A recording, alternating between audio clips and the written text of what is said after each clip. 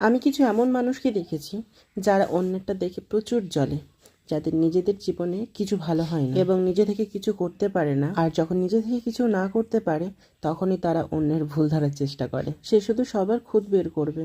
আবার এমনও মানুষ আছে যারা লোকের কাছে ভালো সাজবে। এ বাবা, কথা বলতে বলতে তো ভুলেই গেছি। হ্যালো এভরিওয়ান, আমি স্বরূপ। কেমন আছো সবাই? আশা করি সবাই খুব ভালো আছো।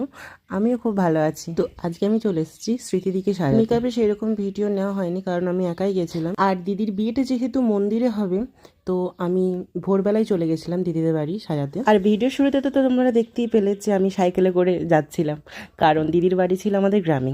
আর দিদির মাথায় যে শোলার মুকুটটা দেখতে পাচ্ছ, এইরকম মুকুট যদি তোমরা নাও তাহলে তোমরা আমার সাথে কন্ট্যাক্ট করতে পারো। আমারই এক বন্ধু এই মুকুটগুলো বানায়। আর দিদির শাড়ির কালারটা দেখেছো? এতটাই সুন্দর। শুধু শাড়ি না, দিদির ব্লাউজ থেকে শুরু করে ওড়না, মুকুট সব কিছু এতটাই সুন্দর লাগছিল। এই হলো দিদির ফাইনাল লুক। তো তোমরা দেখে জানিও কেমন লাগছে। আর আমি দিদিকে একটু বলছিলাম মডেলের মতন এক্সপ্রেশন দিতে, পোজ দিতে।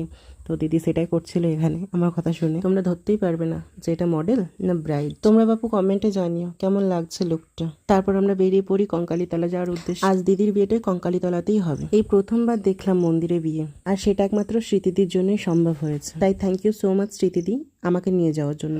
ওখানে পৌঁছেই ফটোগ্রাফার দাদা কয়েকটা শট নিয়ে নিচ্ছিল। আর এখানে যে ফটোগ্রাফার আছে সে আমার চেনা একটা দাদা। তারপর আমরা চলে যাই মন্দিরে।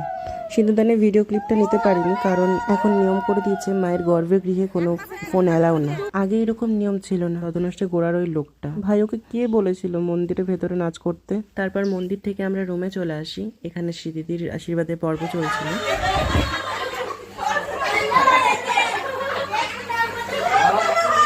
আজকের ভিডিওটা এখানেই শেষ করছি। আর কেমন লাগলো ভিডিওটা তোমরা অবশ্যই কমেন্ট করে জানিও।